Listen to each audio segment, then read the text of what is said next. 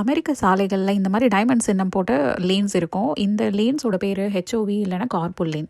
இந்த லேனில் நீங்கள் போகிறதுக்கு ரெக்குவயர்மெண்ட் என்னென்னா, உங்கள் காரில் ரெண்டுக்கும் மேற்பட்டோ அல்லது 3க்கும் மேற்பட்டோ பயணிகள் இருக்கணும். ஒத்தையாக போகிறவங்க இந்த லேனில் போனால் என்ன ஆகும்னு கேட்டிங்கன்னா, ஒன்றும் இல்லை, சிம்பிளாக இதில் ஒரு $500 வரைக்கும் ஃபைன் போடுவாங்க. அதாவது கிட்டத்தட்ட 50,000 வரைக்கும் ஃபைனு. 1960களில் அமெரிக்காவில் ஒரு பெரிய ஃபியூவல் தட்டுப்பாடு வந்துச்சு.